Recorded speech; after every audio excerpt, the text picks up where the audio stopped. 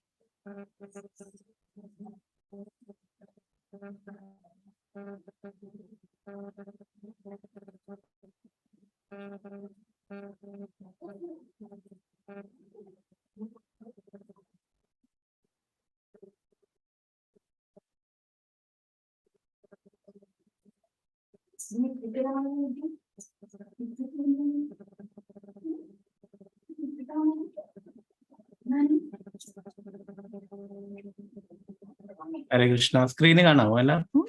കൃഷ്ണ കാണാം പ്രഭുജി. കാണാം പ്രഭുജി. ഹരേ കൃഷ്ണ. ഓക്കെ, മാതാജി കുറച്ച് കഴിഞ്ഞിട്ട് അറ്റൻഡൻസിന്റെ ലിങ്ക് ഒന്ന് ഷെയർ ചെയ്ത് കൊടുക്കണം മാതാജി. ചെയ്യാം മാതാജി. പ്രഭുജി ഹരേ കൃഷ്ണ.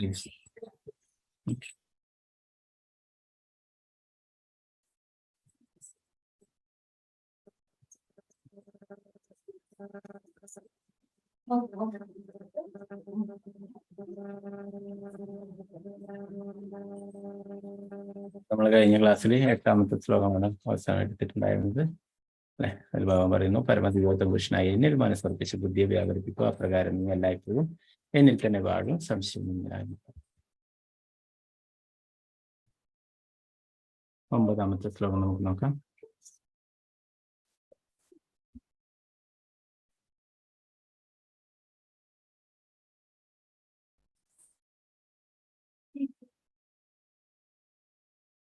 ഓം നമോ ഭഗവതേ വാസുദേവായ. അത ചിത്തം സമാധാതും ന ശക്നോഷി മയി സ്ഥിരം അഭ്യാസയോഗേന തതോ മാമിച്ഛാപ്തും ധനഞ്ജയ.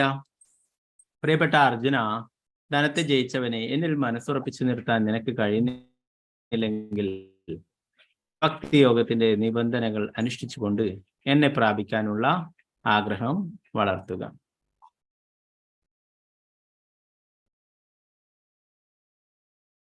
ഭാവാർത്ഥം എസ് ഭക്തി വേദാന്ത സ്വാമി ശ്രീല പ്രഭുപാദ് കി ജയ്. ഭക്തിയോഗത്തിന്റെ 2 വ്യത്യസ്ത പ്രക്രിയകൾ ഈ ശ്ലോകം സൂചിപ്പിക്കുന്നുണ്ട്. ഒന്നാമത്തേത് പരമദിവ്യോത്തമ പുരുഷനായ ശ്രീകൃഷ്ണനിലെ ദിവ്യപ്രേമത്തോടെ യഥാർത്ഥമായി ആസക്തി വളർത്തിയിട്ടുള്ള ഒരാൾക്ക് യോജിച്ചതാണ്. അപ്രകാരം പരമപുരുഷനോട് ദിവ്യപ്രേമത്തോടെയുള്ള ആസക്തി ഉണർന്നു വരാത്തവർക്ക് യോജിച്ചതാണ് മറ്റേത്. 2ാമത്തെ വിഭാഗത്തിൽപ്പെട്ടവർക്ക് ചില വിധിപൂർവമായ നിബന്ധനകൾ ആചരിക്കേണ്ടതുണ്ട്. അവ അനുഷ്ഠിക്കുന്നത് കൊണ്ട് ക്രമേണ കൃഷ്ണനിൽ ആസക്തി വളർന്നു വരും. 2 തരത്തിലുള്ള പ്രക്രിയകളെ കുറിച്ച് പറയുന്നു. ഒന്ന്, പരമദിവ്യോത്തമ പുരുഷനായിട്ടുള്ള ഭഗവാനെ നേരിട്ട് ഭക്തിയുടെ സേവന പ്രവർത്തനങ്ങൾ ചെയ്യുന്നവർക്കായിട്ടുള്ള അല്ലെ. മറ്റേത് അങ്ങനെയുള്ള യഥാർത്ഥമായിട്ടുള്ള ഭക്തിയുടെ സേവന പ്രവർത്തനങ്ങൾ ചെയ്യാത്തവർക്ക് വേണ്ടിയിട്ടുള്ള മറ്റുള്ള വഴികൾ, അതിലേക്ക് എത്തിച്ചേരാനായിട്ടുള്ള വഴികളെ കുറിച്ചിട്ടും അതിന് ചില നിബന്ധനകൾ അനുസരിക്കേണ്ടതായിട്ടുള്ള. ഭക്തിയോഗം എന്നാൽ ഇന്ദ്രിയങ്ങളുടെ ശുദ്ധീകരണം തന്നെ. ഇന്ന് ഭൗതിക ജീവിതത്തിൽ സുഖഭോഗങ്ങളിൽ മുഴുകിയിരിക്കുന്നതുകൊണ്ട് ഇന്ദ്രിയങ്ങൾ എപ്പോഴും അശുദ്ധങ്ങളാണ്. ഭക്തിയോഗം കൊണ്ട് അവയെ ശുദ്ധീകരിക്കാൻ കഴിയും. ശുദ്ധി വന്നാൽ അവയെ ഭഗവാനുമായി നേരിട്ട് ബന്ധപ്പെടുത്തുകയും ചെയ്യും. ഈ ഭൗതിക ലോകത്തിൽ നാം ഏതെങ്കിലും ഒരു യജമാനെ സേവിക്കുന്നുണ്ട്. എങ്കിലും വാസ്തവത്തിൽ സ്നേഹത്തോടെ ആവില്ല, വെറും പണത്തിന് വേണ്ടിയാണ് ആ സേവനം. യജമാനുമില്ല സ്നേഹം. നമ്മുടെ സേവനം അയാൾ ഉപയോഗപ്പെടുത്തുന്നു, പകരം പണം തരുന്നു എന്ന് മാത്രം. സ്നേഹത്തിന്റെ പ്രശ്നമേ വരുന്നില്ല. ആത്മീയ ജീവിതത്തിലാകട്ടെ വിശുദ്ധ സ്നേഹത്തിന്റെ തലത്തിലേക്ക് ഉയരുക തന്നെ വേണം. ഇതേ ഇന്ദ്രിയങ്ങളെ കൊണ്ട് ഭക്തിപൂർവമായ സേവനമനുഷ്ഠിക്കുന്നത് കൊണ്ട് ആ തലത്തിലേക്ക് ഉയരാം. പ്രഭാതര് ഉദാഹരണം പറയുന്നു അല്ലെ. സാധാരണ എല്ലാവരും ഓരോരോ ജോലികൾ ചെയ്യുന്നവർക്കൊക്കെ അറിയാം അല്ലെ. അവർക്ക് ചിലപ്പോൾ ആ ജോലി ചെയ്യാൻ ഇഷ്ടമുണ്ടായിട്ടായിരിക്കില്ല അല്ലെ, എങ്കിലും ജീവിക്കാൻ വേറെ വഴിയില്ല, അതുകൊണ്ട് അങ്ങനെയുള്ള ജോലികളൊക്കെ ചെയ്യുന്നു അല്ലെ. അപ്പോൾ അങ്ങനെ ആ ബോസിനെ തൃപ്തിപ്പെടുത്തി കഴിഞ്ഞാൽ മാത്രമേ ശമ്പളം ലഭിക്കുള്ളൂ അല്ലെ. അപ്പൊ അതിനു വേണ്ടിയിട്ട് ജോലി ചെയ്യുന്നു. യഥാർത്ഥത്തിൽ ആത്മാർത്ഥമായിട്ട് സ്നേഹത്തോടെയല്ല എന്ന് പറയുന്നത്, യഥാർത്ഥ സ്നേഹം ഉണ്ടാവുന്നില്ല എന്ന് പറയും.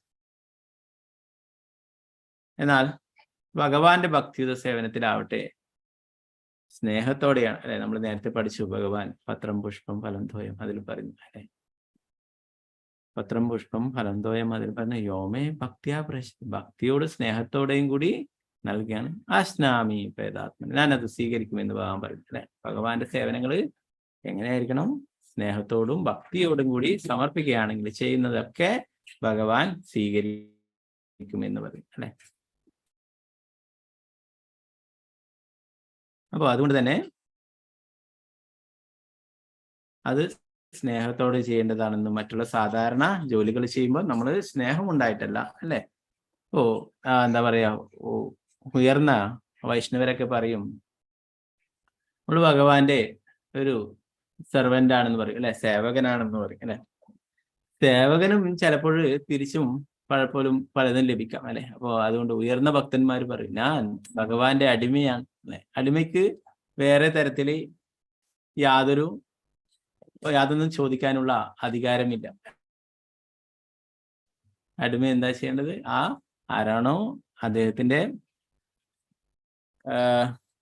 എന്താ പറയാ, ഇപ്പൊ അങ്ങനെ അടിമയൊന്നുമില്ല അല്ലെ, പഴയ കാലങ്ങളിലൊക്കെ അങ്ങനെയാണ്. അപ്പൊ ആ അടിമയ്ക്ക് വേണ്ടിയിട്ട് ജോലി ചെയ്തുകൊണ്ടിരിക്കണം, എന്നാൽ യാതൊന്നും തന്നെ ചോദിക്കരുത് എന്നുള്ളതാണ് അല്ലെ. അതുപോലെ ഭഗവാന്റെ സേവകൻ എന്നതിന് പറയും, അങ്ങനെ പറയുന്നതിന് പകരം ഉയർന്ന ഭക്തന്മാർ എന്താ പറയാ, ഞാൻ ഭഗവാന്റെ ഒരു അടിമയാണ് എന്ന് പറയും. അങ്ങനെയാകുമ്പം സെർവന്റിന് ചിലപ്പോൾ എന്തെങ്കിലും പ്രതിഫലമൊക്കെ ലഭിക്കും അല്ലെ. എന്നാൽ അടിമ അതിനൊന്നും അർഹനല്ല, അതൊന്നും ചോദിക്കാൻ പാടില്ല എന്ന തരത്തിൽ പറയും പലരും.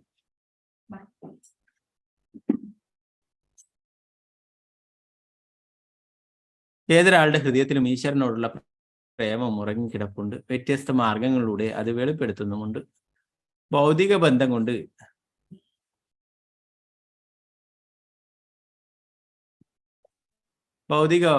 കൊണ്ട് മാലിന്യം പൂണ്ടിട്ടാണെന്ന് മാത്രം ഭൗതികതാ ബന്ധമുള്ള മനസ്സിനെ ഇപ്പോൾ ശുദ്ധീകരിക്കുകയും ഉറങ്ങിക്കിടക്കുന്ന നൈസർഗികമായ കൃഷ്ണപ്രേമത്തെ ഉണർത്തുകയും വേണം. അതാണ് ഈ പ്രക്രിയ.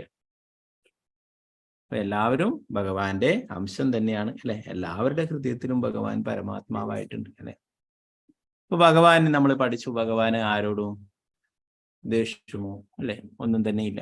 അപ്പൊ എല്ലാവരും ഭഗവാന്റെ അംശമാണ് അല്ലെ. എല്ലാവരിലും ആ കൃഷ്ണാബോധം ഉണ്ടെന്ന് പറയുന്നത് എന്താ വേണ്ട, പൊടി തട്ടി എടുക്കുകയേ വേണ്ടു എന്ന് പറയുന്ന ഉറങ്ങിക്കിടപ്പുണ്ട്. അത് അല്ലെ ശ്രീല പ്രഭുപാദരെ പോലുള്ള ഭഗവാന്റെ പരിശുദ്ധ ഭക്തന്മാരിലൂടെ നമുക്ക് അവരുടെ ഗ്രന്ഥങ്ങൾ വായിക്കുന്നതിലൂടെ അവരുടെ ഉപദേശങ്ങളും അല്ലെ ലെക്ചേഴ്സ് ഒക്കെ കേൾക്കുന്നതിലൂടെ നമുക്ക് അത് മനസ്സിലാക്കി തരികയും നമ്മൾ അങ്ങനെയുള്ള ആ നിർദ്ദേശങ്ങൾ അനുസരിച്ച് പ്രവർത്തിക്കുകയും വേണം.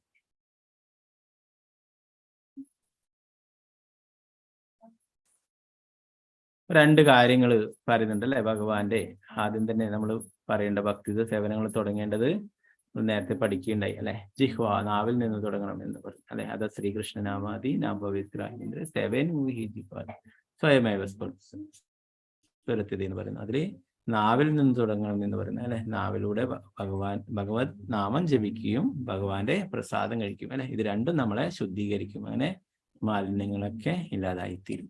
ഭക്തിയോഗത്തിന്റെ വിധിപൂർവമായ നിയമങ്ങൾ പരിശീലിക്കാൻ നിപുണനായ ഒരു ആധ്യാത്മിക ഗുരുവിന്റെ ഉപദേശം അനുസരിച്ച് ദിനചര്യകൾ ചിട്ടപ്പെടുത്തണം. പ്രഭാതത്തിൽ ഉണർന്ന് സ്നാനം ചെയ്ത ശേഷം ക്ഷേത്രത്തിൽ പോയി പ്രാർത്ഥിക്കുകയും ഹരേ കൃഷ്ണ മഹാമന്ത്രം ജപിക്കുകയും വേണം. ഭഗവാനെ അർപ്പിക്കാൻ വേണ്ടി പൂക്കൾ ശേഖരിക്കണം, നിവേദ്യം തയ്യാറാക്കണം, പ്രസാദം കഴിക്കണം. ഇങ്ങനെ ഭക്തൻ തുടർന്ന് ചെയ്യുന്ന നിയമനിബന്ധനകൾ പലതുമുണ്ട്.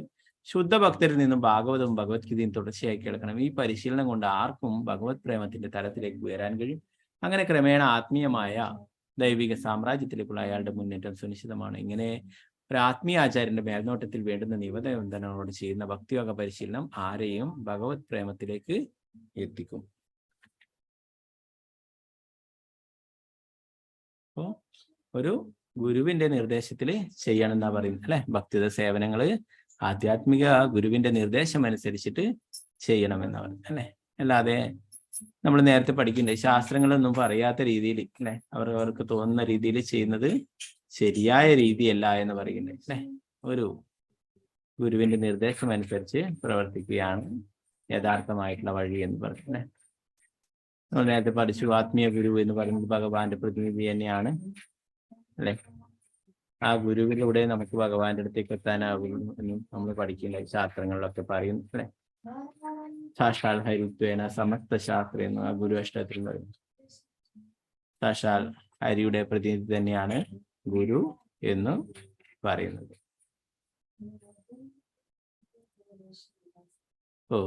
അങ്ങനെയാണെങ്കിൽ ഇതൊക്കെ ചെയ്യുകയാണെങ്കിൽ അവർക്ക് ആത്മീയമായിട്ട് മുന്നേറാനും അങ്ങനെ ഗുരുവിന്റെ നിർദ്ദേശങ്ങളനുസരിച്ച് പ്രവർത്തിക്കുകയാണെങ്കിൽ തിരിച്ച് ഭഗവാന്റെ അടുത്തേക്ക് എത്തിച്ചേരാനും സാധിക്കും അല്ലെ.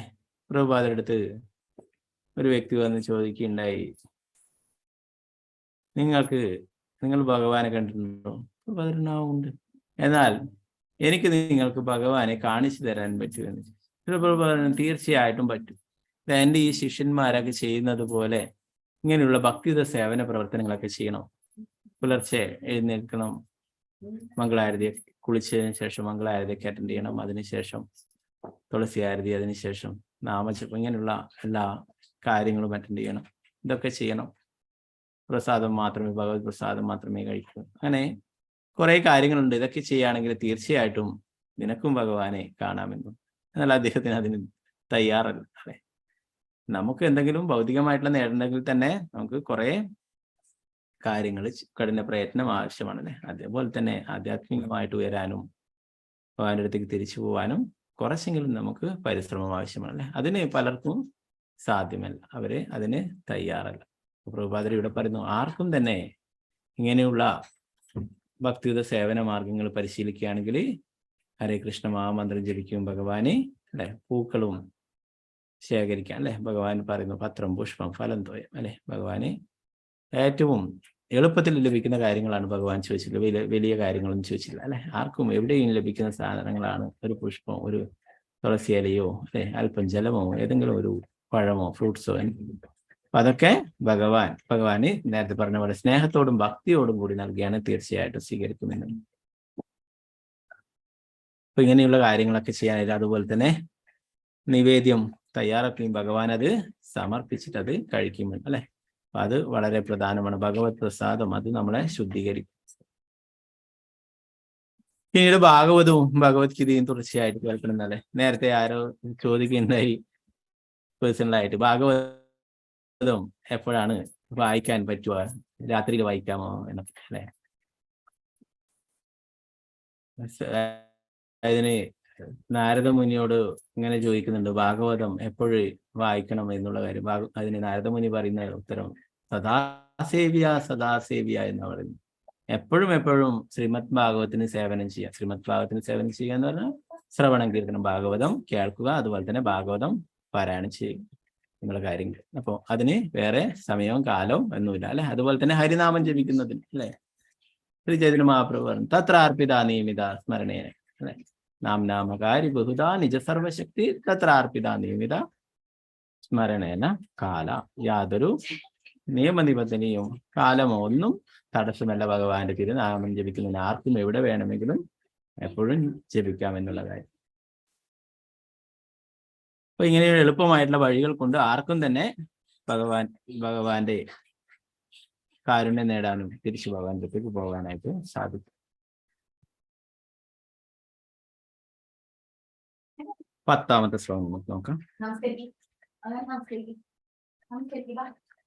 അഭ്യാസേപ്യ സമർത്ഥോസി മത്കർമ്മ പരമോ ഭവ മദർത്ഥാമപി കർമാണി കുർവൻ സിദ്ധിമവാപ്സ്യസി. ഭക്തിയോഗത്തിന് വേണ്ടുന്ന നിബന്ധനകൾ അനുഷ്ഠിക്കാൻ നിനക്ക് കഴിവില്ലെങ്കിൽ എനിക്ക് വേണ്ടി പ്രവർത്തിക്കാൻ ശ്രമിക്കൂ. എനിക്കായി പ്രവർത്തിക്കുന്നത് കൊണ്ട് തന്നെ നീ പരിപൂർണതയിലെത്തും.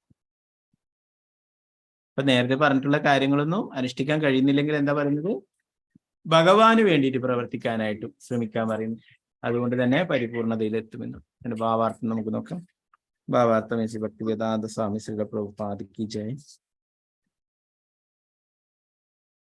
ആധ്യാത്മിക ഗുരുവിന്റെ മേൽനോട്ടത്തിൽ ഭക്തിയോഗത്തിന്റെ നിബന്ധനകൾ അനുഷ്ഠിക്കാൻ ഒരാൾക്ക് സാധ്യമല്ലെങ്കിൽ ഭഗവാന് വേണ്ടി കർമ്മങ്ങൾ ചെയ്യുന്നത് കൊണ്ടും അയാൾക്ക് പരിപൂർണതയിലെത്താം. ഈ കർമാനുഷ്ഠാനം എങ്ങനെയെന്ന് 11-ാം അധ്യായത്തിലെ 55-ാം ശ്ലോകത്തിൽ വിവരിച്ചിട്ടുണ്ട്. കൃഷ്ണാവബോധം പ്രചരിപ്പിക്കുവാൻ സൗമനസ്യമുണ്ടാവണം.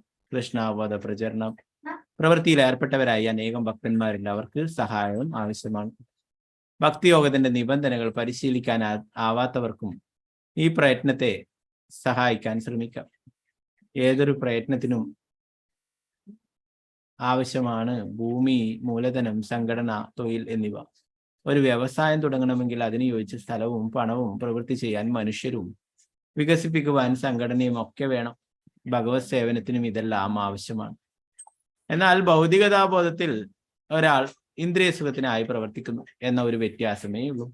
അതേ പ്രവൃത്തി തന്നെ കൃഷ്ണന്റെ പ്രീതിക്കായി ചെയ്യാം. അതാണ് ആധ്യാത്മിക പ്രവർത്തനം. സമ്പന്നനായ ഒരാൾക്ക് കൃഷ്ണാബോധം പ്രചരിപ്പിക്കാനായി ഒരു ഓഫീസോ ക്ഷേത്രമോ ഉണ്ടാക്കുന്നതിന് സഹായിക്കാം, അല്ലെങ്കിൽ പുസ്തകങ്ങൾ പ്രസിദ്ധീകരിക്കുന്നതിന് സഹായിക്കാം. ഇങ്ങനെ പ്രവർത്തിക്കാനുള്ള മേഖലകൾ പലതുമുണ്ട്. അത്തരം പ്രവൃത്തികളിൽ താല്പര്യം എടുക്കേണ്ടതാണ്. തൻ്റെ കർമ്മഫലങ്ങളെ ഉപേക്ഷിക്കാൻ സാധിക്കാത്ത പക്ഷം അയാൾക്ക് അതിലൊരു ചെറിയ ശതമാനമെങ്കിലും കൃഷ്ണാബോധം പ്രചരിപ്പിക്കുന്നതിനായി ചെലവാക്കാവുന്നതാണ്. കൃഷ്ണാബോധത്തിന് വേണ്ടിയുള്ള ഈ സമ്മനസാലുള്ള സേവനം ഈശ്വരപ്രേമത്തിന്റെ സമുന്നതിയിലെത്താനും പരിപൂർണത നേടാനും സഹായകമാവും.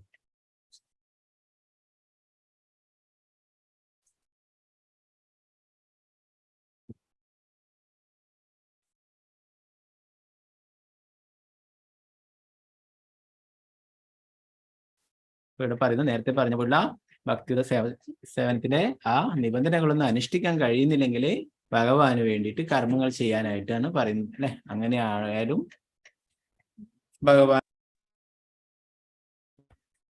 ക്രമേണ എത്തിച്ചേരാനായിട്ടും സാധിക്കുമെന്ന് പറയുന്നത്, അല്ലെ? അതൊരു പ്രഭുപാദരുടെ 11:55 നമ്മൾ പഠിച്ചു, അല്ലെ? മത് കർമ്മ കൃത് മത് പരമോ മത് ഭക്ത സംഘവർജിത നിർവൈര്യ സർവഭൂതേഷു യസ മാമേതി പാണ്ഡവ എന്നുള്ള ശ്ലോകം, അല്ലെ? എനിക്ക് വേണ്ടിയിട്ട് കർമ്മം ചെയ്യാനായിട്ട് അതിൽ പറയുന്നു, അല്ലെ?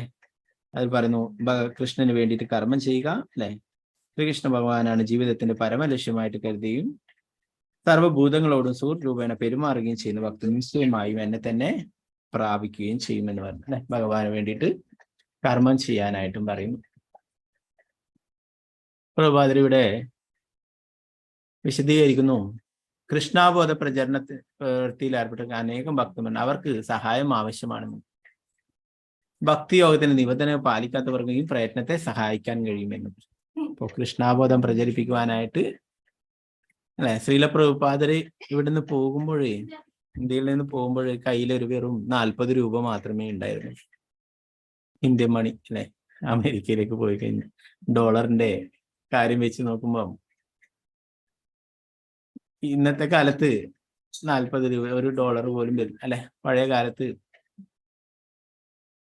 അത്ര ഉണ്ടാവില്ല. എന്നാലും ആ 40 രൂപ മാത്രമേ ഉള്ളൂ. എന്നാൽ പ്രഭുപാദർക്ക് അത് ഉപയോഗിക്കേണ്ടതായിട്ടും വന്നില്ല. പ്രഭുപാദർ അത് തിരിച്ച് ഇന്ത്യയിലേക്ക് വരുമ്പോൾ ടാക്സി കൂലിയായിട്ട് കൊടുക്കാനായിട്ട് ഉപയോഗിക്കുകയുണ്ടായി, ഡൽഹിയിൽ നിന്ന് വൃന്ദാവനത്തിലേക്ക്. അപ്പോ പ്രഭുപാദർക്ക് ഭക്തന്മാരുടെ സഹായങ്ങൾ കൊണ്ട്, അവരുടെയൊക്കെ സഹായങ്ങൾ കൊണ്ടാണ് അവരൊക്കെ ഓരോരോ ആൾക്കാരും അവരൊക്കെ വലിയ വലിയ സമ്പന്നരായിരുന്നു. എന്നാൽ അവരൊക്കെ അതൊക്കെ കൃഷ്ണാബോധം പ്രചരിപ്പിക്കുന്നതിനായിട്ട് പ്രഭുപാദർക്ക് നൽകിയിട്ടുണ്ട്. വലിയ വലിയ എന്താ പറയാ പാലസുകൾ തന്നെ അത് കൃഷ്ണാബോധം പ്രചരിപ്പിക്കാനായിട്ട് അതിനായിട്ട് ഉപയോഗിക്കാനായിട്ട് അവർ നൽകി. അങ്ങനെ ധാരാളം ആൾക്കാർ ധാരാളം രീതിയിൽ സഹായങ്ങൾ ചെയ്തിട്ടുണ്ട്. അതൊക്കെ പ്രഭുപാദരുടെ കാരുണ്യം അവർക്കൊക്കെ ലഭിച്ചിട്ടുണ്ട്. പ്രഭുപാദർക്ക് വേറെ ഒരു തലത്തിലും ഇവിടുന്ന് ഇന്ത്യയിൽ നിന്നൊന്നും സഹായം ലഭിച്ചില്ല.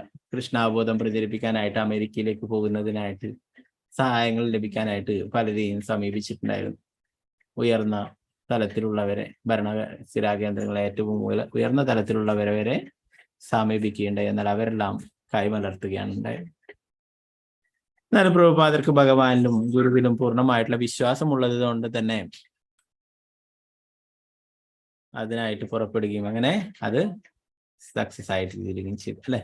നമുക്കറിയാം, ലോകത്തിൽ എവിടെ പോയാലും അവിടെയൊക്കെ രാധാകൃഷ്ണന്മാർക്ക് ക്ഷേത്രങ്ങളുണ്ട്. അവിടെയൊക്കെ ഭഗവത്ഗീത, ഭാഗവതം നിത്യവും പാരായണം ചെയ്യുന്നു, എല്ലാവരും പഠിക്കുന്നു, എല്ലായിടത്തും പ്രചരിപ്പിക്കുന്നു. അപ്പോൾ ലോകത്തിൽ എല്ലായിടത്തും എത്തിക്കാനായിട്ട് സാധിച്ചു. പ്രഭുപാദർക്ക് പുസ്തകങ്ങൾ പ്രിന്റ് ചെയ്യാനും അതിനൊക്കെ കാശില്ലാത്ത സമയത്ത് അത്രയും ഭക്തന്മാരെ അത്രയും സഹായങ്ങളൊക്കെ ചെയ്തിരുന്നു അല്ലെ. നമ്മൾ നേരത്തെ രഥോത്സവത്തിന്റെ ആദ്യത്തെ സംഘാടകനായിട്ടുള്ള ജയാനന്ദ പ്രഭുവിനെ സ്മരിക്കുമ്പോൾ നമ്മൾ പറയുകയുണ്ടായി അല്ലെ. ജയാനന്ദ പ്രഭുവിന് അസുഖമായിട്ട് അത് ചികിത്സിക്കാനായിട്ട് സർക്കാരിൽ നിന്ന് കിട്ടുന്ന ഫണ്ട്, മരുന്ന് വാങ്ങിക്കാനൊക്കെ ആയിട്ട് കിട്ടുന്ന ഫണ്ട് ശ്രീല പ്രഭുപാദർക്ക് നൽകി. ഈ ശരീരം എപ്പം വേണമെങ്കിലും നശിക്കേണ്ടതാണ്, എന്നാൽ കൃഷ്ണാബോധം പ്രചരിപ്പിക്കുന്നതിന് ഒട്ടും താമസം പാടില്ല എന്ന് പറഞ്ഞിട്ട് തനിക്ക് കിട്ടുന്ന ആ ഫണ്ടൊക്കെ ശ്രീല പ്രഭുപാദർക്ക് പുസ്തകങ്ങൾ പ്രചരിപ്പിക്കുന്നതിനായിട്ട് മാറ്റി വെക്കുകയുണ്ടായി, അതിനായിട്ട് നൽകുകയുണ്ടായി അല്ലെ. ശ്രീല പ്രഭുപാദ ആത്മരണയ്ക്ക് തന്നെ ശ്രീല പ്രഭുപാദര് nectar of devotion, Bhaktirasamrita Sindhu, ആ ഗ്രന്ഥം അദ്ദേഹത്തിന്റെ ആ സംഭാവന കൊണ്ട് പ്രിന്റ് ചെയ്തിട്ടുള്ള അതില് പ്രഭുപാദര് പറഞ്ഞിരിക്കുന്നു, ഇത് എൻ്റെ ഭക്തന്റെ ആ സംഭാവന കൊണ്ടുള്ളതാണ് എന്നുള്ള കാര്യം. അപ്പൊ അത്രയും അങ്ങനെയുള്ള അവസ്ഥയിൽ പോലും ആൾക്കാർ സഹായിച്ചു. അതുപോലെ ധാരാളം ആൾക്കാർ ജോലി ചെയ്തിട്ട് ആദ്യം വന്നു ആ ജയാനന്ദ പ്രഭു തന്നെ ജോലിയൊക്കെ ചെയ്തിട്ട് ആ കാശ് പ്രഭുപാദർക്ക് കൊണ്ട് കൊടുത്തു. അതുപോലെ ധാരാളം ഭക്തന്മാർ വേറെയും ഇന്ന് ഉയർന്ന സ്ഥാനങ്ങളുള്ള മഹാരാജാക്കന്മാരായിട്ടുള്ള ആൾക്കാർ വരെ വേറെ ദിവസക്കൂലിക്ക് എന്താ പറയാ വലിയ ഹോട്ടലുകളിലൊക്കെ ക്ലീൻ ചെയ്യുന്ന ജോലിയൊക്കെ ചെയ്തിട്ട് ആ ധനം പ്രഭുപാദർക്ക് കൊണ്ടുകൊടുത്തിരുന്നു. അങ്ങനെ കൃഷ്ണാബോധം പ്രചരിപ്പിക്കാനായിട്ട് അന്നത്തെ കാലത്തുള്ള എല്ലാ ശിഷ്യന്മാരും ആത്മാർത്ഥമായിട്ട് പ്രഭുപാദരെ സഹായിച്ചിരുന്നു. അവരൊക്കെ ധാരാളം സഹായങ്ങൾ. അതുകൊണ്ട് തന്നെ പ്രഭുപാദര് തീർച്ചയായിട്ടും അവരെയൊക്കെ തിരിച്ച് ഭഗവാന്റെ അടുത്തേക്ക് കൊണ്ടുപോകുമെന്ന് ഉറപ്പ് നൽകി. അപ്പൊ അതുപോലെ ഭഗവാന് എന്ത് ആവശ്യങ്ങൾക്കും നമുക്ക് നമ്മുടെ ധനം ഉപയോഗിക്കാൻ, ധനമായാലും മറ്റുള്ള കാര്യങ്ങളായാലും നമ്മളെ ശരീരം കൊണ്ട് ചെയ്യാനായിരുന്ന പ്രവൃത്തികളായാലും മറ്റും ധനം കൊണ്ടും ഭൂമിയായിട്ടും അങ്ങനെ പലതരത്തിലും നമുക്ക് കൃഷ്ണാബോധം പ്രചരിപ്പിക്കാനായിട്ട് നൽകാമെന്ന് ശ്രീല പ്രഭുപാദര് ഇവിടെ പറയുന്നു. കൃഷ്ണാവബോധം പ്രചരിപ്പിക്കുവാനായി ഒരു ഓഫീസോ ക്ഷേത്രമോ ഉണ്ടാക്കുന്നതിന് സഹായിക്കാം, അല്ലെങ്കിൽ പുസ്തകങ്ങൾ പ്രസിദ്ധീകരിക്കുന്നതിന് സഹായിക്കാം. ഇങ്ങനെ പ്രവർത്തിക്കാനുള്ള മേഖലകൾ പലതുമുണ്ട്. അത്തരം പ്രവൃത്തികളിൽ താല്പര്യം വളർത്തിയെടുക്കേണ്ടതാണ്. നമ്മൾ ഭഗവാൻ ഇവിടെ ഒരു ക്ഷേത്രം നിർമ്മിക്കാനായിട്ട് സഹായങ്ങൾ നൽകുകയാണെങ്കിൽ ഭഗവാൻ അവിടെ ഗോലോക വൃന്ദാവനത്തിൽ ചിന്താമണി കല്ലുകൾ കൊണ്ടുള്ള കൊട്ടാരം തന്നെ നമുക്ക് ഉണ്ടാക്കുമെന്ന് പറയുന്ന ശാസ്ത്രങ്ങൾ. നമ്മളിവിടെ ഭഗവാന് ക്ഷേത്രങ്ങൾ നിർമ്മിക്കുമ്പോൾ ഭഗവാൻ എന്താണ് തിരിച്ചു നൽകുക അല്ലെ. ഭഗവാന്റെ ധാമത്തെ കുറിച്ച് നമ്മൾ ബ്രഹ്മസംഹിതയിലൊക്കെ കേൾക്കേണ്ട അല്ലെ. ചിന്താമണി പ്രകര സത്മസ് കൽപവൃക്ഷാലക്ഷാവൃതേഷു സുരഭീരഭിപാലയെന്ന ലക്ഷ്മി സഹസ്രശത സംഭ്രമ സേവിമാനം ഗോവിന്ദമാദിപുരുഷൻ തമം ഭജാമി. അങ്ങനെ ഭഗവാന്റെ ക്ഷേത്രങ്ങൾ നിർമ്മിക്കുന്നതിനായിട്ട് സഹായിക്കാം. അങ്ങനെയുള്ള കാര്യങ്ങളൊക്കെ ചെയ്യാം. ഇസ്കോൺ ബാംഗ്ലൂരു ക്ഷേത്രം നിർമ്മിക്കുന്നുണ്ടല്ലേ. നിങ്ങളൊക്കെ ഭക്തന്മാരൊക്കെ ധാരാളം സഹായങ്ങൾ നൽകിയിട്ടുണ്ട് അല്ലെ. അപ്പോൾ എന്താ പറയാ, അതൊക്കെ അതുകൊണ്ട് തന്നെ അതിൻ്റെയൊക്കെ എല്ലാ ഭക്തന്മാരുടെയും ഒക്കെ സഹായം കൊണ്ട് ക്ഷേത്രത്തിന്റെ പണിയൊക്കെ പുരോഗമിച്ചു വരുന്നു. എന്താ പറയാ, ബ്രഹ്മചാരി ക്വാർട്ടേഴ്സ് ഒക്കെ ആയി വേറെ അമ്പലത്തിന്റെ പണികളൊക്കെ നടക്കുന്നുണ്ട്. അങ്ങനെ പലതും. ഇനി എന്താ പറയാ, നമ്മ ഇഷ്ടപ്രഭുവിനെ അനൗൺസ് ചെയ്യുകയുണ്ടായി. ഇനി ജന്മാഷ്ടമിയൊക്കെ ആകുമ്പോൾ ഒരു ഓഡിറ്റോറിയം അത് പ്രോഗ്രാമൊക്കെ നടത്താനായിട്ട് അതൊക്കെ തുറക്കുന്നുണ്ട്. പിന്നീട് അതിന്റെ ക്ഷേത്രം പൂർത്തിയായി കഴിഞ്ഞാൽ പിന്നീട് ക്ഷേത്രം. അപ്പൊ അങ്ങനെ പലതരത്തിലും പല ആൾക്കാരും സഹായിക്കുന്നുണ്ട് അല്ലെ. പലതരത്തിലും സഹായിക്കാം. ഇങ്ങനെ ഭക്തിത, അതും ഭക്തിത സേവനം തന്നെയാണ് അല്ലെ. നേരിട്ടല്ലെങ്കിൽ നമ്മുടെ ധനം ഭഗവാന്റെ സന്ദേശങ്ങൾ പ്രചരിപ്പിക്കാനായിട്ട് പുസ്തകങ്ങൾ അച്ചടിക്കുന്നതിനും മറ്റുള്ള ക്ഷേത്രങ്ങൾ നിർമ്മിക്കാനും അങ്ങനെയുള്ള എല്ലാറ്റിനും ഉപയോഗിക്കാമെന്ന് പറയും.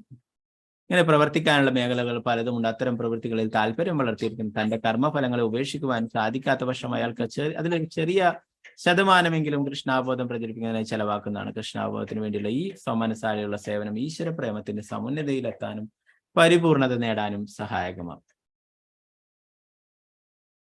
അപ്പോൾ എന്ത് കാര്യങ്ങൾ ചെയ്താലും അതിലൊക്കെ കർമ്മഫലങ്ങൾ ഉണ്ടാവും അല്ലെ. അപ്പൊ അതിൽ നിന്നും രക്ഷ നേടാനായിട്ട് ഭഗവാന് അതൊക്കെ സമർപ്പിക്കുക അല്ലെ. അതില് നമ്മളൊരു ചെറിയ പങ്കെങ്കിലും ഭഗവാന് നൽകുക എന്ന് പറയും.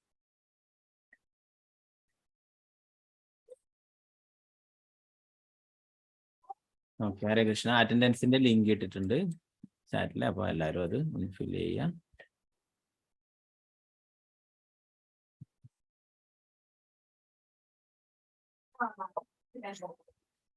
പതിനൊന്നാമത്തെ ശ്ലോകം നമുക്ക് നോക്കാം.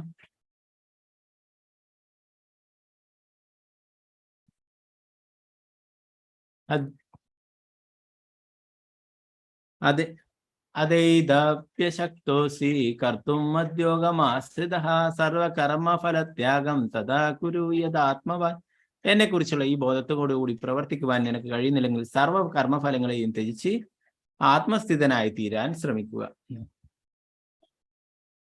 ഭാവാർത്ഥം ശ്രീ പ്രഭുപാദ് ചെയ്യും. കൃഷ്ണാവബോധ പ്രവർത്തനങ്ങളോട് അനുഭാവം കാണിക്കാൻ സാമൂഹികമോ ഗാർഹികമോ മതപരമോ ആയ കാരണങ്ങളോ മറ്റു തടസ്സങ്ങളോ കാരണം ഒരാൾക്ക് സാധിക്കാതെ വന്നേക്കാം. നേരിട്ട് കൃഷ്ണാബോധ പ്രവർത്തനങ്ങളിൽ ഏർപ്പെടുന്നത് ബന്ധുക്കൾക്ക് ചിലപ്പോൾ ഇഷ്ടപ്പെട്ടില്ലെന്നും വരാം. അങ്ങനെ പല വിഘ്നങ്ങളും നേരിടാം. ഈ വക വിഷമഘട്ടങ്ങളിൽ ഒരാൾ ചെയ്യേണ്ടത് തന്റെ പ്രവൃത്തികളുടെ സകല ഫലങ്ങളെയും ഏതെങ്കിലും നല്ല കാര്യത്തിനു വേണ്ടി വിനിയോഗിക്കുക എന്നതാണ്. ആ വിധം പ്രക്രിയകളെ വൈദിക നിയമഗ്രന്ഥങ്ങളിൽ വിവരിച്ചിട്ടുണ്ട്.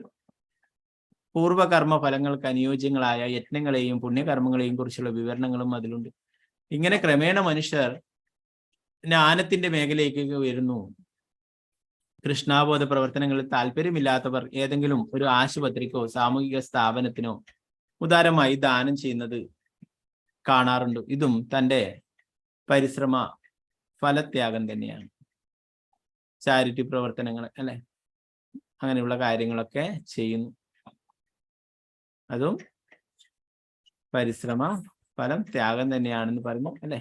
എന്നാൽ നേരിട്ടുള്ള കാര്യങ്ങളല്ല അല്ലെ. നമ്മൾ നേരത്തെ പഠിച്ചു, ഭഗവാൻ പറയുന്നുണ്ട് തപസ്യ കൗന്ദയ തത്പുരുഷം അതർപ്പണം അല്ലെ. എല്ലാം ഭഗവാന് സമർപ്പിച്ചുകൊണ്ട് ചെയ്യാനായിട്ടാണ് പറയുന്നത്. അപ്പൊ ഇത് ക്രമേണ ഈ വഴിയിലേക്ക് വരും എന്നാണ് പറയുന്നത്. അങ്ങനെ സ്വകർമ്മഫലങ്ങളെ ത്യജിച്ച് ശീലിക്കുന്നവർക്ക് ക്രമേണ മനഃശുദ്ധി ഉണ്ടാവുകയും ആ നിലയിൽ കൃഷ്ണാബോധം ഉൾക്കൊള്ളാൻ സാധിക്കുകയും ചെയ്യും എന്നതുകൊണ്ട് അതും ഇവിടെ ശുപാർശ ചെയ്യപ്പെട്ടിട്ടുണ്ട്. ചാരിറ്റി പ്രവർത്തനങ്ങളായിട്ടാണ് ഇങ്ങനെ ആശുപത്രി ഇതൊക്കെ നിർമ്മിക്കുന്നത് അല്ലെ. ഇന്നെന്നാൽ ഇതൊരു ബിസിനസ് ആയിട്ടാണ് പ്രവർത്തിക്കുക അല്ലെ. നമ്മുടെയൊക്കെ നാട്ടിലെ ഒരു സൈഡില് എന്താ ബാറൊക്കെ നടത്തും, അതില് കുറെ വരുമാനം ഉണ്ടാവും, കുറെ പാവങ്ങളുടെ ലിവറൊക്കെ നശിച്ച് അവരൊക്കെ രോഗികളാവും അല്ലെ. അതേസമയം തന്നെ അതേ വ്യക്തി തന്നെ വേറൊരു വലിയ ഹോസ്പിറ്റലും അവിടെ പണിതിട്ട് അവിടെ ചികിത്സയും ചെയ്യും. ഇവിടുന്ന് രോഗികളായവർക്കൊക്കെ നേരിട്ട് അവിടേക്ക് പോയാൽ മതി. അപ്പൊ അങ്ങനെയുള്ള കാര്യങ്ങളല്ല അല്ലെ ചാരിറ്റി പ്രവർത്തനങ്ങളായിട്ടാണ് പറയുന്നത്. അങ്ങനെ ധാരാളം ഭൗതികമായിട്ട് നേട്ടമുണ്ടാക്കാൻ, പണം ഉണ്ടാക്കാം എന്ന് കരുതിക്കൊണ്ടുള്ള പ്രവർത്തനങ്ങളല്ല എന്ന് പറഞ്ഞു. അങ്ങനെ നല്ലത് പ്രവർത്തിക്കുന്നതാണെങ്കിൽ എന്ത് കാര്യം ചെയ്താൽ മതി? ആ ബാറ അവിടെ പൂട്ടിയാൽ മതി അല്ലെ. എന്നാൽ ആ ഗ്രാമത്തിലുള്ള ആൾക്കാരെങ്കിലും രക്ഷപ്പെട്ടു പോകും ചിലപ്പോൾ. അപ്പോൾ ഇവിടെ അങ്ങനെയല്ല പറയുന്നത്. നമ്മള് നല്ല ഉദ്ദേശത്തോടു കൂടി ചെയ്യുന്ന കാര്യങ്ങളാണ് പറയുന്നത്. ആശുപത്രികളും മറ്റുള്ളതും നിർമ്മിച്ചിട്ട് അങ്ങനെയുള്ളവർക്കൊക്കെ സംഭാവന കൊടുക്കുന്ന അങ്ങനെയുള്ള പ്രവർത്തനങ്ങൾ നടത്തുന്നു. മരുന്നുകൾ കൊടുക്കുന്ന ധാരാളം ആൾക്കാർ മരുന്നുകളും മറ്റുള്ളതൊക്കെ അതിന് മെഡിക്കൽ കമ്പനികളിനെ അവർക്ക് മരുന്നൊക്കെ ഫ്രീ ആയിട്ടൊക്കെ കൊടുക്കും. അങ്ങനെ പലതരത്തിലുള്ള കാര്യങ്ങളും ചെയ്യുന്നു.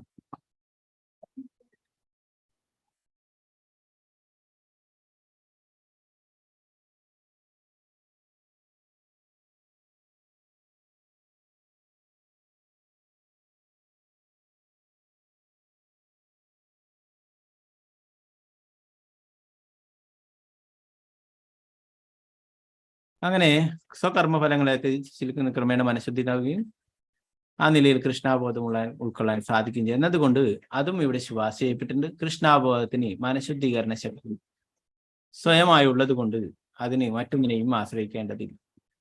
കൃഷ്ണാബോധത്തെ സ്വീകരിക്കുവാൻ പ്രതിബദ്ധങ്ങൾ ഉണ്ടെങ്കിൽ സ്വന്തം കർമ്മഫലങ്ങളെ ത്യജിക്കാൻ ശ്രമിക്കണമെന്ന് മാത്രം.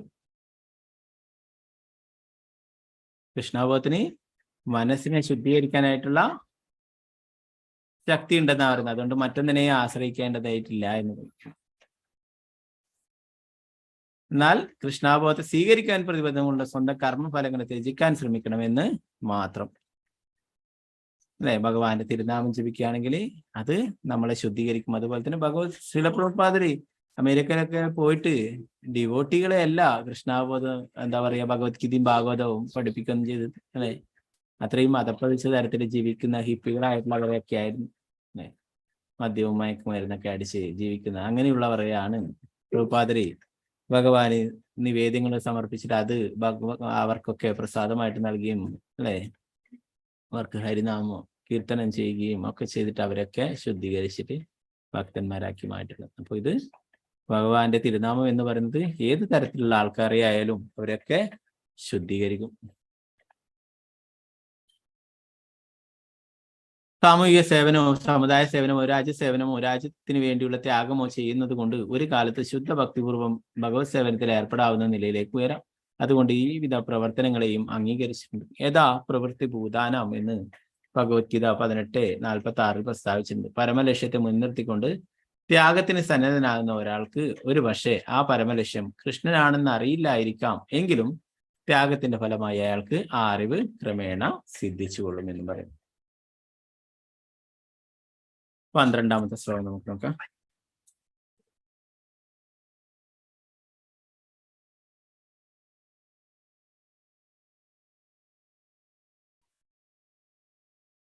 ശ്രേയോ ഹി ജ്ഞാനമഭ്യാസാത് ജ്ഞാനാധ്യാനം വിശിഷ്യതേ ധ്യാനാത് കർമ്മഫലത്യാഗ ത്യാഗാചാന്തിരനന്തരം. നിനക്കിത് പരിശീലിക്കാൻ സാധ്യമല്ലെങ്കിൽ ജ്ഞാനാർജനത്തിന് ശ്രമിക്കുക. ജ്ഞാനത്തെക്കാൾ ശ്രേഷ്ഠമാണ് ധ്യാനം. ആ ധ്യാനത്തെക്കാൾ വിശിഷ്ടം അത്രേ കർമ്മഫലങ്ങളെ ത്യജിക്കണം. എന്നാൽ ത്യാഗത്താൽ മനഃശാന്തി ലഭിക്കും. ഭാവാർത്ഥം ശ്രീലപ്രഭുപാദിക്ക് ചെയ്യും. മുമ്പ് പറഞ്ഞതുപോലെ ഭക്തിപൂർവമായ സേവനം രണ്ടും വിധമുണ്ട്. നിബന്ധനകൾക്ക് വഴങ്ങിക്കൊണ്ടുള്ള സേവനവും പരമദിവ്യോത്തമ പുരുഷന്റെ സമ്പൂർണ്ണ പ്രേമാസക്തിയോടെയുള്ള സേവനം. കൃഷ്ണാബോധത്തിന്റെ നിബന്ധനകൾക്ക് വഴങ്ങാനാവാത്തവർ ജ്ഞാനാർജനത്തിന് ശ്രമിക്കുകയാണ് നല്ലത്. എന്തുകൊണ്ടെന്നാൽ ജ്ഞാനത്താൽ തന്റെ സ്വരൂപം എന്തെന്നറിയാൻ അയാൾക്ക് കഴിയും. ക്രമേണ ജ്ഞാനം ധ്യാനത്തിലേക്ക് വഴിതെളിക്കും. ധ്യാനത്തിൽ ക്രമേണ ഭഗവാനെ സാക്ഷാത്കരിക്കാൻ സാധിക്കുകയും ചെയ്യും. താൻ തന്നെയാണ് ദൈവം എന്ന് മനസ്സിലാക്കാൻ സഹായിക്കുന്ന പ്രക്രിയയുണ്ട്. അത്തരം വഴികളാണ് ഭക്തിപരിത സേവനത്തിൽ ഏർപ്പെടാത്തവർക്ക് കൂടുതൽ നല്ലത്. ഇങ്ങനെ ധ്യാനിക്കാനും കഴിവില്ലെങ്കിൽ വേദവിധി അനുസരിച്ച് ബ്രാഹ്മണ ക്ഷത്രിയ വൈശ്യ ശൂദ്രർക്ക് വെവ്വേറെ വിധിക്കപ്പെട്ടിട്ടുള്ളവയും ഭഗവത്ഗീതയുടെ അധ്യായത്തിൽ പറയുന്നതുമായ കർമ്മങ്ങൾ അനുഷ്ഠിക്കണം. ഏതു വിധമായാലും കർമ്മഫലങ്ങളെ ത്യജിക്കുന്നത് ആവശ്യമാണ്. കർമ്മഫലങ്ങളെ നല്ലൊരു കാര്യത്തിനായി ഉപയോഗിക്കണമെന്നു മാത്രം. അപ്പൊ എല്ലാ കാര്യങ്ങളും തന്നെ നമുക്ക് കൃഷ്ണാബോധത്തിൽ ഉപയോഗിക്കാം, അല്ലെ? ചുരുക്കത്തിൽ സമൽകൃഷ്ണ ലക്ഷ്യമായ പരമദിവ്യത്വ പുരുഷനെ പ്രാപിക്കാൻ 2 പ്രക്രിയകളാണുള്ളത്. ക്രമികമായ വളർച്ച കൊണ്ടുള്ളതാണ് ഒരു മാർഗം. മറ്റേ മാർഗം നേരിട്ടുള്ളതും. കൃഷ്ണാബോധത്തിലുള്ള ഭക്തിത സേവനം അത്ര നേരിട്ടുള്ള മാർഗം. കർമ്മഫലത്യാഗം ഉൾക്കൊള്ളുന്നതാണ് മറ്റേത്. കർമ്മഫലത്യാഗം ജ്ഞാനത്തിലേക്കും പിന്നീട് ധ്യാനത്തിലേക്കും പരമാത്മജ്ഞാനത്തിലേക്കും അവസാനം ഭഗവത് സാക്ഷാത്കാരത്തിലേക്കും നയിക്കുന്നു. പടിപടിയായി നീങ്ങുന്ന ഈ വഴിയോ പെട്ടെന്ന് എത്തിക്കുന്ന നേരിട്ടുള്ള വഴിയോ സ്വീകരിക്കാം. നേരിട്ടുള്ള മാർഗം എല്ലാവർക്കും സ്വീകരിക്കാനാവില്ല. അങ്ങനെയുള്ളവർക്ക് മറ്റേതെങ്കിലും വഴിയിലൂടെ മുന്നേറുകയാണ് ഉത്തമം. അർജുനന് ഉപദേശിക്കപ്പെട്ടത് ആ വളഞ്ഞ വഴിയല്ലെന്ന് ഓർക്കണം. അദ്ദേഹം പ്രേമയുത ഭഗവത് സേവനത്തിൽ നിരതനാണല്ലോ. അപ്പോൾ തന്നെ ഈ ഉന്നത നിലയിലെത്താത്തവർക്ക് വേണ്ടിയാണ് ത്യാഗം, ജ്ഞാനം, ധ്യാനം, ബ്രഹ്മസാക്ഷാത്കാരം, പരമാത്മാ സാക്ഷാത്കാരം എന്നിങ്ങനെയുള്ള പടിപടിയായുള്ള കയറ്റം വിധിക്കപ്പെട്ടുള്ളത്. ഭഗവത്ഗീതയെ സംബന്ധിച്ചിടത്തോളം നേരിട്ടുള്ള മാർഗത്തിൽ തന്നെയാണ് അതിന്റെ ഊന്നൽ. പരമദിവ്യോത്തമ പുരുഷനായ കൃഷ്ണനെ സ്വയം സമർപ്പിക്കുകയും വേണമെന്നതാണ് ഭഗവത്ഗീതയുടെ സന്ദേശം. ഭക്തിയുടെ സേവന മാർഗമാണ് നേരിട്ടുള്ളത് എന്ന് പറയുന്നത്, അല്ലെ? മറ്റുള്ളതൊക്കെ നല്ലത് തന്നെയാണ്, എന്നാൽ അത് കുറച്ച് വളഞ്ഞ വഴിയാണെന്ന് ശ്രീലപ്രഭുപാദര് ഇവിടെ വിശദീകരിക്കുന്നു.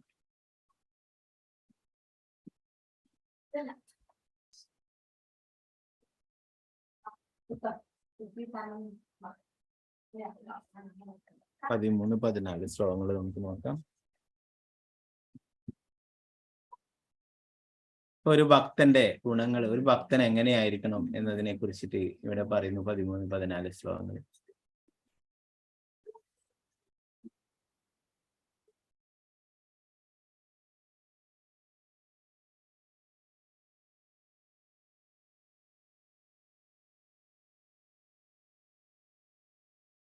അദ്വേഷ്ട സർവഭൂതാനാം മൈത്ര കരുണയേവ ച നിർമ്മമോ നിരഹങ്കാര സമാദുഃഖ സുഖാശമി സന്തുഷ്ട സതതം യോഗി യഥാത്മാ ദൃഢനിശ്ചയ മയ്യർപ്പിത മനോബുദ്ധിർ യോമത് ഭക്ത സമേ പ്രിയ.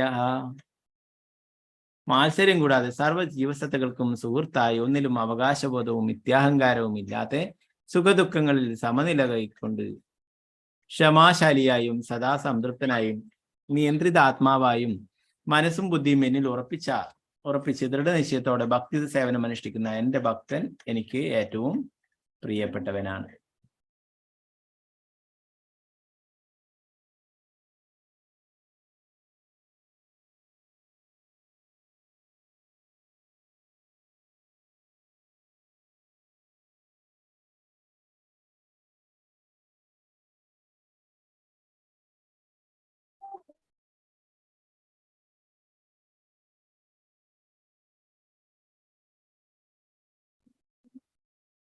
നമുക്ക് അതിന്റെ ഭാവാർത്ഥം നോക്കാം.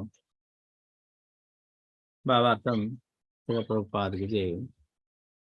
വിശുദ്ധമായ ഭക്തി സേവന വിഷയത്തിൽ ഒരു ഭക്തന്റെ അതീന്ദ്രിയ ഗുണങ്ങളെ വിവരിക്കുകയാണ് ഇവിടെ കൃഷ്ണൻ. ഒരു വിശുദ്ധ ഭക്തൻ ഏതു പരിതസ്ഥിതിയിലും അസ്വസ്ഥനാവില്ല, ആരിലും ഈർഷ്യാലുവാവില്ല, അയാൾക്ക് തന്റെ ശത്രുവിനോടും വൈരമില്ല. ഞാൻ മുമ്പ് ചെയ്തിട്ടുള്ള തെറ്റുകൾ കൊണ്ടാവണം അയാൾക്ക് എന്നോട് വൈര്യമുണ്ടായത്, അതുകൊണ്ട് എതിർക്കുന്നതല്ല പൊറുക്കുന്നത് അവന്റെ ഉത്തമം എന്ന് അയാൾക്ക് തോന്നും. ഒരു ഉയർന്ന ഭക്തന്റെ ഉത്തമ അധികാരിയുടെ ലക്ഷണങ്ങളാണ് ഇവിടെ പറയുന്നത്. ശ്രീലപ്രഭുപാദരെ പോലുള്ള ഭഗവാന്റെ പരിശുദ്ധ മക്കളല്ലേ, ശ്രീലപ്രഭുപാദരെ ഒരാള് എന്തൊക്കെയോ ഒരിക്കൽ തെറി പറയുകയും മറ്റുള്ള കാര്യങ്ങളൊക്കെ പറയുകയൊക്കെ ചെയ്തു. ശ്രീലപ്രഭുപാദർ ശിഷ്യന്മാർക്കൊക്കെ ദേഷ്യം വന്നു. ശ്രീലപ്രഭുപാദർ പറഞ്ഞു, വേണ്ട, അവനെ ഞാൻ എന്തെങ്കിലും ചെയ്തിട്ടുണ്ടാവും, അതാണ് അവരിങ്ങനെ ചെയ്യുന്നത് എന്ന് പറയുന്നത്. അപ്പൊ അങ്ങനെയൊന്നും ചെയ്തിട്ടുണ്ടാവില്ല, എന്നാലും ഒരു ഭക്തൻ അങ്ങനെയാണ് കണക്കാക്കുക, അതൊക്കെ പൊറുക്കുന്നു. അപ്പൊ ആരിലും ഈർഷ്യാലു ആവുന്നില്ല, എന്ത് തന്നെ ദ്രോഹങ്ങൾ ചെയ്താലും അവരോടൊന്നും ദേഷ്യപ്പെടുന്നില്ല, അല്ലെ? നമുക്കറിയാം അംബരീഷ് മഹാരാജാവിൻ്റെതായാലും അല്ലെ, അംബരീഷ് മഹാരാജാവിനൊക്കെ ദുർവാസ ശിക്ഷിക്കാനായിട്ട് ഒരുങ്ങി പുറപ്പെടുകയും അല്ലെ, അവസാനം അംബരീഷിന്റെ അടുത്ത് തന്നെ വന്നിട്ട് മാപ്പ് പറയുകയൊക്കെ ചെയ്യും.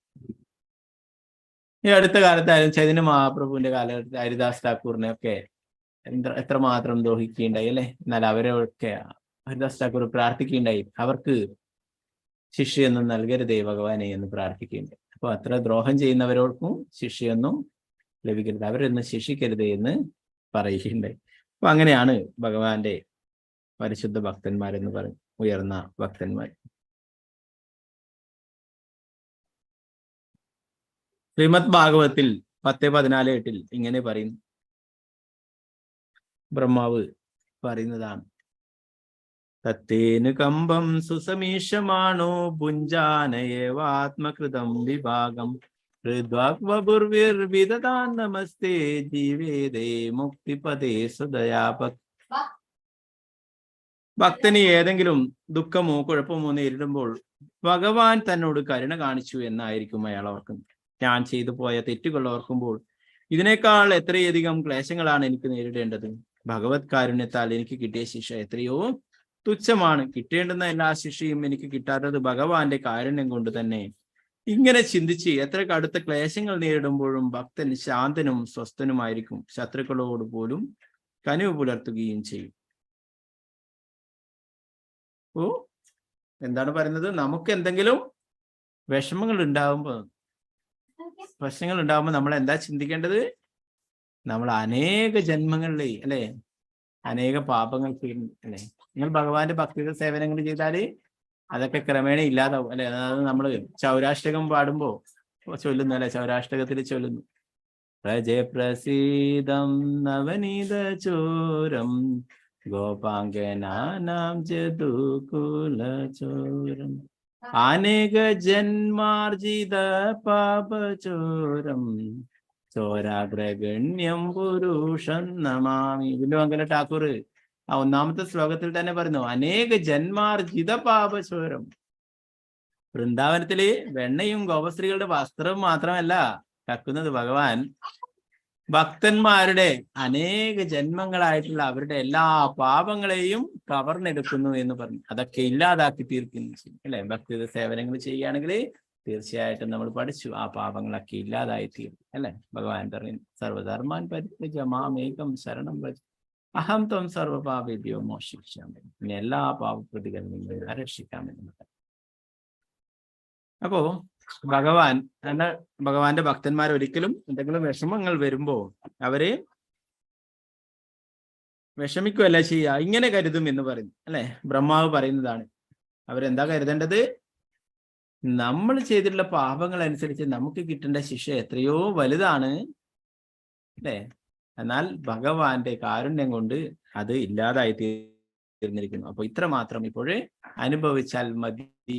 അതാണ് ഇങ്ങനെ വരുന്ന ഓർക്കണം അല്ലെ. നമുക്കറിയില്ല ഈ ജന്മം തന്നെ എത്ര പാപങ്ങൾ ചെയ്തിട്ടുണ്ടെന്ന് ചിലപ്പോൾ എഴുതി വെച്ചാൽ തീരില്ല അല്ലെ. കുറെ 2-3 ബുക്സിലൊക്കെ എഴുതി വെച്ചാലും പാപങ്ങൾ ചെയ്തു അല്ലെ. ഓരോ നിമിഷവും നമ്മൾ പാപങ്ങൾ ചെയ്തുകൊണ്ടിരിക്കുന്നത്. നമ്മൾ എത്രയോ ജീവികളെ കൊല്ലുന്നു. നമ്മളൊന്ന് വേർത്തിട്ട് ഇങ്ങനെ വരച്ച് കഴിഞ്ഞാൽ അങ്ങനെ ആവുന്നു അല്ലെ. കൊതുകൾ, മറ്റുള്ള നമ്മളെ കയ്യിലൊക്കെ ഉള്ള ചെറിയ ചെറിയ ജീവികൾ, അങ്ങനെ പല ജീവികളെ നമ്മൾ അറിയാതെ തന്നെ കൊല്ലുന്നുണ്ട് അല്ലെ. അപ്പൊ അങ്ങനെ അതല്ല, എത്രയോ ജന്മങ്ങൾ എത്രയോ വലിയ പാപങ്ങളൊക്കെ ചെയ്തിട്ടുണ്ടാവും. കൃഷ്ണാബോധത്തിൽ വരുന്നതിന്റെ മുന്നേയും പലരും പല പാപങ്ങളൊക്കെ ചെയ്തിട്ടുണ്ടാവും അല്ലെ. അപ്പോ അങ്ങനെ എത്രയോ ജന്മങ്ങളിലെ പാപങ്ങളുണ്ട്. അതിനൊക്കെ ഓരോരോ ശിക്ഷയുണ്ട്, ഓരോരോ നരകങ്ങളുണ്ട്. 28 നരകങ്ങളാണ്. അപ്പൊ അത്രയും നരകങ്ങളിൽ പോയിട്ട് അതിനുള്ള ശിക്ഷയൊക്കെ അനുഭവിക്കണം. ഓരോരോ നരകങ്ങൾ, മൃഗങ്ങളെ കൊന്നതിന് ഒരു നരകത്തിൽ അല്ലെ, പിന്നെ പലിശക്ക് പണം കൊടുത്തതിന് ഒന്ന്, അതേപോലെ ഓരോരോ നരകങ്ങളിലും പോയിട്ട് ഓരോരോ പാപത്തിന്റെ ഫലങ്ങൾ അനുഭവിക്കേണ്ടതായിരുന്നു. അങ്ങനെ പല നരകങ്ങളിലും പോയിട്ട് ചെയ്യണം അല്ലെ. എന്നാൽ ഒരു ഭക്തനാകുമ്പോൾ ഭഗവാൻ പ്രത്യേക കാരുണ്യം കാണിക്കുന്നു. ആ ഭക്തൻ എത്രമാത്രം പാപങ്ങൾ ചെയ്തിട്ടുണ്ടോ അതിൻ്റെയൊക്കെ ഫലങ്ങൾ, അതിന്റെ തോത് കുറച്ച് കൊടുക്കുകയും അത് ഇവിടെ നിന്ന് തന്നെ അനുഭവിച്ച് തിരിച്ച് ഭഗവാന്റെ അടുത്തേക്ക് കൊണ്ടുപോകാനായിട്ട് ഭഗവാൻ ആഗ്രഹിക്കുകയും ചെയ്തു അല്ലെ. അതാണ് പ്രഭുപാദര് പലയിടത്തും വിശദീകരിക്കും. ഒരു സമുദ്രം പോലെയുള്ളത് ഒരു കാലിക്കുളമ്പടി പോലെ ആക്കിയിട്ട് തീർക്കും ഭഗവാൻ എന്നുള്ളത്. ഒരു സമുദ്രം പോലെയാണെങ്കിൽ അതൊക്കെ ഭഗവാൻ അതിന്റെ തോത് കുറച്ചിട്ട് ഒരു പശുവിന്റെ കുളമ്പടിയിൽ കാലിക്കുളമ്പടിയുള്ള ജലത്തിന്റെ അത്രയായിട്ട് അത് നിഷ്പ്രയാസം തരണം ചെയ്യാനായി. അപ്പൊ അതിന്റെ എല്ലാ പാപഫലങ്ങളും തീർത്തിട്ട് ഇവിടുന്ന് തന്നെ അനുഭവിച്ച് തീർത്തിട്ട് പോയാൽ മതി ഭക്തന്മാർ. അപ്പൊ അങ്ങനെ ഓർക്കുമ്പോ അത് ഭഗവാന്റെ കാരുണ്യമായിട്ട് കരുതണം. നമുക്ക് എന്തെങ്കിലും ചെറിയ വിഷമം വന്നിട്ടുണ്ടെങ്കിൽ എന്താ വിചാരിക്കേണ്ടത് അല്ലെ. നമ്മുടെ എന്തെങ്കിലും ചെറിയ കണ്ണിന്റെ പുരികത്തിന്റെ മുകളിൽ ഒരു ചെറിയ എന്തെങ്കിലും മുറിവോ എന്തെങ്കിലും ക്ഷതമോ അല്ലെ, എന്നാലും നമ്മൾ എന്താ വിചാരിക്കണ്ടേ? നമ്മുടെ കണ്ണ് മുഴുവനായിട്ട് പോകേണ്ടതായിരുന്നു. എന്തോ ഭഗവാന്റെ കാരുണ്യം കൊണ്ട് അത് കുറച്ച് മുകളിലായിട്ട് അങ്ങനെ ഒന്നും അപകടമില്ലാതെ തീർന്നു എന്നുള്ള കാര്യം അല്ലെ. അപ്പൊ അതുപോലെ ഓരോരും നോക്കിയാലും അതിനൊക്കെ ഭഗവാന്റെ കാരുണ്യമായിട്ട് കരുതണം എന്ന് പറയുന്നു. ഒരിക്കലും ഭഗവാനെ അല്ലെ, പലരും എന്തെങ്കിലും വിഷമങ്ങൾ വരുമ്പം ഭഗവാനെ കുറ്റപ്പെടുത്തിയിട്ടൊക്കെ പറയും അല്ലെ. ഞാൻ ജപിക്കുന്നു, ഞാൻ ഇതൊക്കെ ചെയ്യുന്നു, എന്നിട്ട് എന്തുകൊണ്ടാണ് എനിക്കിങ്ങനെ വരുന്നത് എന്നൊക്കെ അല്ലെ. നമ്മുടെ കർമ്മഫലമാണ് അല്ലെ. അതിന്റെ തോത് ഭഗവാൻ കുറച്ച് തന്നു എന്ന് മാത്രമേ ഇതുകൊണ്ടാണ് കരുതേണ്ടത് എന്ന് പറയും.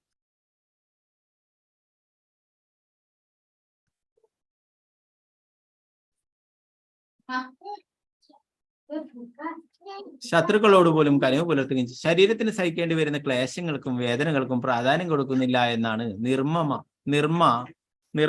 എന്ന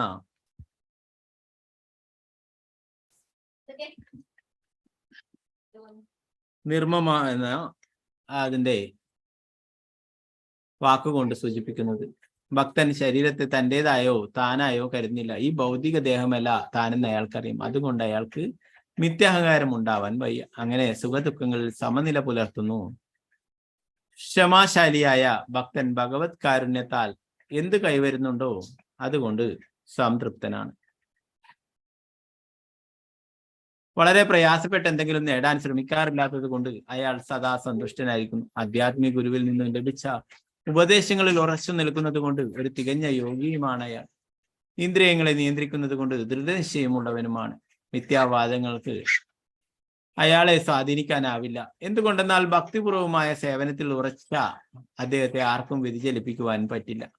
സനാതനമായ പ്രഭു കൃഷ്ണനാണെന്ന് ഭക്തന് പൂർണ്ണ ബോധമുണ്ട്. അതിനാൽ അയാളെ ആർക്കും അസ്വസ്ഥനാക്കാൻ സാധിക്കില്ലതാണ്. ഈ ഗുണവിശേഷങ്ങളെല്ലാം അയാളുടെ മനോബുദ്ധികളെ ഭഗവാനിൽ സ്ഥിരീകരിക്കാൻ സഹായിക്കുന്നു. ഈ നിലവാരത്തിലുള്ള ഭക്തിയുത സേവനം അസുലഭമാണ് എന്നതിൽ സംശയമില്ല. ഭക്തിയുത സേവനത്തിന് വേണ്ടുന്ന എല്ലാ വിധിപൂർവ്വ നിബന്ധനകളും അനുസരിക്കുന്നത് കൊണ്ട് മാത്രം ഭക്തൻ ആ നില കൈവരിക്കുന്നു. കൂടാതെ അങ്ങനെയുള്ള ഭക്തനെ തനിക്ക് ഏറ്റവും പ്രിയപ്പെട്ടവനാണെന്ന് കൃഷ്ണൻ തന്നെ പറഞ്ഞിരിക്കുന്നു. തികഞ്ഞ കൃഷ്ണാവബോധത്തോടെ ചെയ്യുന്ന സകല കർമ്മങ്ങളിലും ഭഗവാൻ എപ്പോഴും സന്തുഷ്ടനാണ്.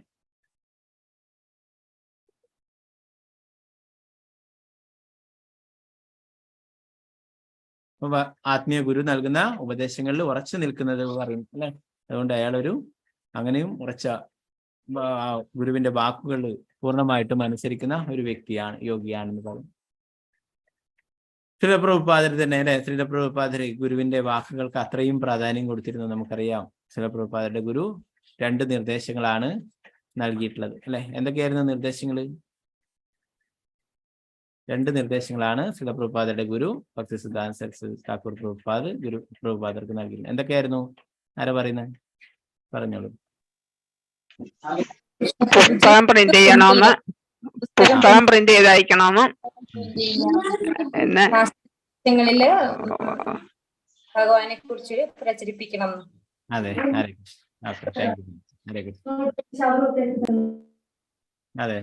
കറക്റ്റ് ആണ്. ഹരേ കൃഷ്ണ. അപ്പോൾ 2 നിർദ്ദേശങ്ങൾ നൽകിയിട്ടുള്ളത്. ഒന്ന്, ഇംഗ്ലീഷ് ഭാഷ നല്ല രീതിയിൽ അറിയാവുന്നത് കൊണ്ട് തന്നെ വിദേശ രാജ്യങ്ങളിൽ പോയിട്ട് കൃഷ്ണാവബോധം പ്രചരിപ്പിക്കണം. പാശ്ചാത്യ രാജ്യങ്ങളിൽ പോയിട്ട് കൃഷ്ണാവബോധം പ്രചരിപ്പിക്കണം. ഭഗവാന്റെ സന്ദേശങ്ങൾ പ്രചരിപ്പിക്കണം.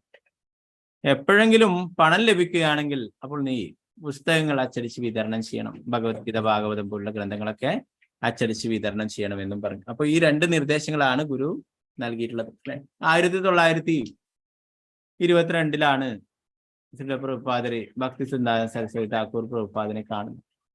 ഇന്നത്തെ കാലത്തെ പോലെ ആധ്യാത്മിക ഗുരുവിനെ പലപ്പോഴും ഒന്നും കണ്ടിട്ടുണ്ടായിരുന്നില്ല. ശ്രീല പ്രഭുപാദര് 3-4 പ്രാവശ്യം മാത്രമേ അദ്ദേഹത്തിന്റെ ആധ്യാത്മിക ഗുരുവിനെ കണ്ടിട്ടുള്ളൂ. എങ്കിലും അദ്ദേഹത്തിന്റെ വാക്കുകൾ അല്ലെ, നമ്മൾ നേരത്തെ IDC ക്ലാസ്സിലൊക്കെ പഠിക്കുകയുണ്ടായി. വാപ്പു സേവ, വാണി സേവ അല്ലെ. വാപ്പു സേവ ഡയറക്റ്റ് ചെയ്യുന്നത്, വാണി സേവ ആ ഗുരുവിന്റെ നിർദ്ദേശങ്ങൾ അനുസരിച്ച് പ്രവർത്തിക്കുന്നു അല്ലെ. അപ്പൊ ആ വാണി സേവയാണ് ശ്രീല പ്രഭുപാദർ ചെയ്തിട്ടുണ്ടായത്. ഗുരുവിന്റെ നിർദ്ദേശങ്ങൾ അത്രയും അധികം ആത്മാർത്ഥതയോടെ ഏറ്റെടുക്കുകയുണ്ടായി.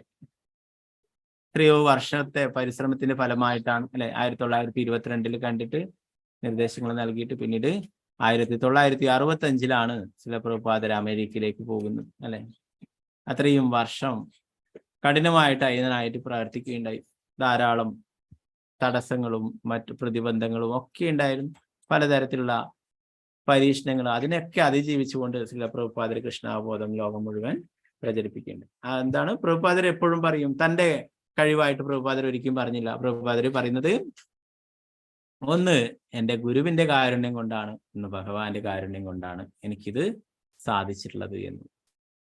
അപ്പോൾ ഗുരുവിന്റെ വാക്ക് അത് അത്രയും പ്രധാനപ്പെട്ടതാണ്. ശ്രീല പ്രഭുപാദർ ഇത് പറയുന്നു. അങ്ങനെയുള്ള ആധ്യാത്മിക ഗുരുവിന്റെ നിർദ്ദേശങ്ങൾ ശ്രീല പ്രഭുപാദർ അത്രയും ആത്മാർത്ഥമായിട്ട് അല്ലെ സ്വീകരിക്കുകയുണ്ടായി. നമുക്കറിയാം, തന്റെ സ്വന്തം മരുന്ന് കമ്പനിയിലെ വരുമാനമൊക്കെ എടുത്തിട്ടാണ് ശ്രീല പ്രഭുപാദർ പുസ്തകങ്ങളൊക്കെ പ്രിന്റ് ചെയ്തിട്ട് വിതരണം ചെയ്തിരുന്നത് അല്ലെ. പിന്നീട് പതുക്കെ ആ മരുന്ന് കമ്പനിയൊക്കെ കൂട്ടുകയുണ്ടായി അല്ലെ. മരുന്ന് സ്റ്റോക്ക് തീർന്ന വേല മേടിച്ചിട്ടുണ്ടെങ്കിൽ കാശ് വേണ്ട, ആ കാശൊക്കെ കൊണ്ടിട്ട് എന്താണ് പുസ്തകങ്ങളൊക്കെ അച്ചടിച്ച് വിതരണം ചെയ്യുന്ന കൃഷ്ണാവബോധം പ്രചരിപ്പിക്കാനായിട്ട്. അപ്പൊ ആ ഗുരുവിന്റെ വാക്കുകൾ വളരെ പ്രധാനമാണെന്ന് പറയുന്നു. അപ്പൊ ഇതൊക്കെ ശ്രീല പ്രഭുപാദരെ പോലുള്ള ഉത്തമ അധികാരികളെ കുറിച്ചിട്ടാണ് പറയുന്നത്. അത്രയും ഭഗവാന്റെ പരിശുദ്ധ ഭക്തന്മാരെ കുറിച്ച് പറയുന്നു. ശ്രീല പ്രഭുപാദര് ശിഷ്യന്മാരോട് പല കാര്യങ്ങളും പറയുമ്പോൾ ശിഷ്യന്മാർ പറയും അങ്ങ് പരമഹംസരാണ് എന്ന്. ചില പ്രഭുപാദര് പറയും അതുകൊണ്ട് നിനക്കെന്താ, നിനക്കും പരമഹംസനായിക്കൂടെ എന്ന്. ചില പ്രഭുപാദർ രാത്രിയിൽ 1 മണിക്കും 2 മണിക്കൊക്കെ ഉണർന്നിരുന്നു കൊണ്ട് ഗ്രന്ഥങ്ങളൊക്കെ എഴുതുമായി. അപ്പോ ശിഷ്യനോട് എന്തോ നീ ഉറങ്ങിയില്ല, അങ്ങനെയൊക്കെ എന്തോ ഒരു സംഭാഷണത്തിലെടുക്ക് ചില പ്രഭുപാദരോട് പറയും അങ്ങ് പരമഹംസനാണെന്ന്. പ്രഭുപാദർ പറയും നിനക്ക് എന്തുകൊണ്ട് പരമഹംസനായിക്കൂടാ, നിനക്കും ആവാം പരമഹംസൻ. അപ്പൊ ഇങ്ങനെയുള്ള ഭഗവാന്റെ പരിശുദ്ധ ഭക്തന്മാരുടെ ഗുണവിശേഷങ്ങളെ കുറിച്ചാണ് പറയുന്നത് അല്ലെ. അപ്പൊ നമുക്കും അങ്ങനെയൊന്നും ആവാൻ സാധിക്കില്ല, എന്നാൽ അങ്ങനെയുള്ള നല്ല ഗുണങ്ങളൊക്കെ നമ്മളിൽ വളർത്തിയെടുക്കണം.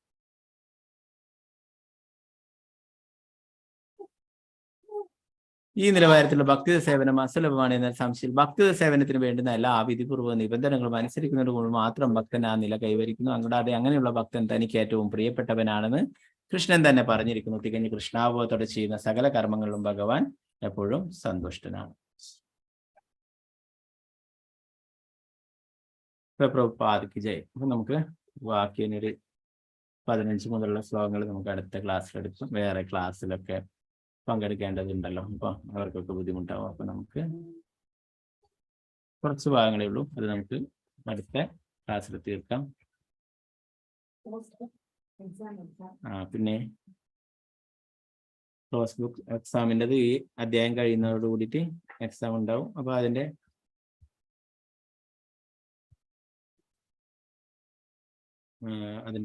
ചോദ്യങ്ങൾ ഇതൊക്കെ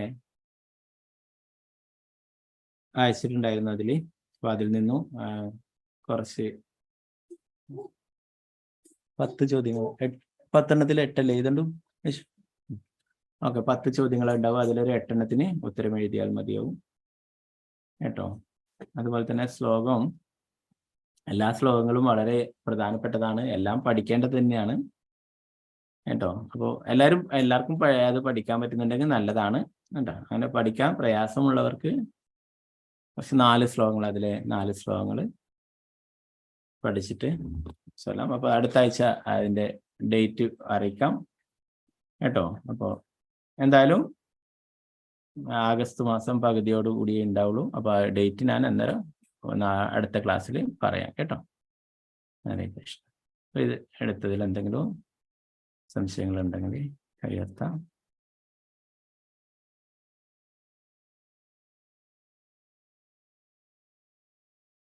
പഞ്ചകൽപതരുപശ കൃപാ സിന്ധുഭ്യവച പതിതാനാം ഭാവനേഭ്യോ വൈഷ്ണവേഭ്യോ നമ നമ. ആനന്ദകോടി വൈഷ്ണവന്ദിക്ക് ജയ്. ശ്രീല പ്രഭുപാദിക്ക് ജയ്. നിർമ്മരാജിക്ക് ജയ്. നിതായ കരുപ്രമാൻ ദേവി. ഹരേ കൃഷ്ണ.